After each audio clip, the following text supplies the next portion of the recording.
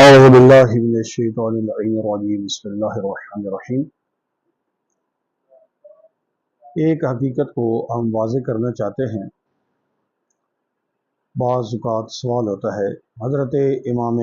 زمان عجل اللہ فرجہ الشریف کی حتمی ظہور کی علامات، یعنی ایسی علامات کہ جن کے ظاہر ہونے کے ساتھ ہی امام علیہ السلام تشریف لائیں گے۔ ان میں سے سب سے پہلی جو علامت ذکر کی گئی ہے وہ ہے دجال کا خروج۔ وہ دجال کون ہے؟ اس کے بارے میں بہت سارے لوگ سوالات کرتے ہیں کہ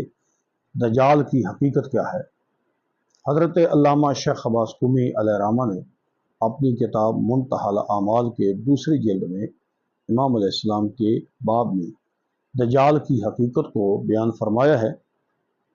انہوں نے لکھا ہے کہ اور وہ ملعون الوہیت کا دعویٰ کرے گا اور اس کے منحوس وجود سے عالم میں خوریزی اور فتنہ واقع ہوگا،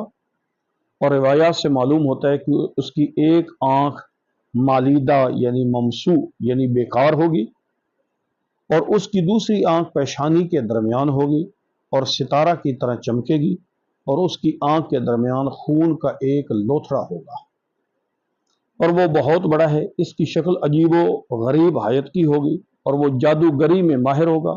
اور اس کے سامنے ایک سیاہ رنگ کا پہاڑ ہے جو لوگوں کی نگاہوں میں روئی کا پہاڑ نظر آئے گا، اور اس کے پیچھے ایک سفید رنگ کا پہاڑ ہوگا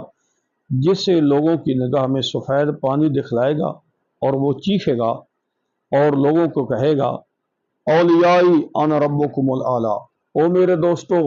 میں رب الاعلی ہوں، یعنی وہ ربوبیت کا اور الوہیت کا اپنے اللہ ہونے کا دعویٰ کرے گا کہ میں تمہارا پروردگار ہوں۔ شیاطین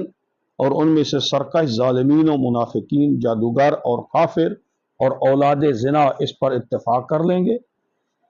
اور شیاطین اسے ہر طرف سے گھیرے ہوئے ہوں گے، اور تمام نغموں آلات و لہو و لعب گانا ہیں اور اس قسم کی ہر چیزوں کو وہ اس کے لے کر اس کے ارد گرد پھر رہے ہوں گے، اور جو بدکار لوگ ہوں گے وہ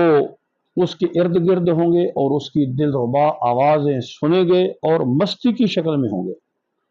ابو امام کی روایت میں ہے کہ جناب رسول خدا نے فرمایا جو شخص دجال کو دیکھے وہ اس کے منہ پر تھوک دے اور اس ملعون کے جادو کو دور کرنے کے لیے سورہ فاتحہ پڑھے۔ لہذا یہ حدیث کی روح سے اور تاریخ کی روح سے یہ اس دجال کی حقیقت ہے، اور اس کا پھر انجام کیا ہوگا اس وقت فرماتے ہیں کہ تاکہ وہ اس میں جب وہ ملعون ظاہر ہوگا تو وہ دنیا جہان کو فتنہ و فساد سے پر کر دے گا، اور اس کے اور حضرت قائم علیہ السلام کے لشکر کے درمیان جنگ ہوگی، اور بالآخر وہ ملعون حضرت حجت الہی یا حضرت عیسی ابن مریم کے ہاتھوں سے مارا جائے گا۔ یعنی اس کا مطلب ہے کہ اس کے قاتل بھی اصل میں امام ہیں، کیونکہ حضرت عیسیٰ بھی حضرت امام حجت علیہ السلام کے لشکر میں ہوں گے۔ اب یا تو امام علیہ السلام کے بذات خود ہاتھوں سے مارا جائے گا یا حضرت عیسیٰ کے ہاتھوں سے مارا جائے گا۔ یہ اس دجال کی حقیقت ہے جو ہماری معتبر کتابوں میں ذکر ہے۔ اللہ تعالی ہمیں اس وقت سے محفوظ رکھے اور ہمیں اس وقت اپنے امام کی معرفت نصیب فرمائے تاکہ ہم امام علیہ السلام کے لشکر میں شامل ہو سکیں۔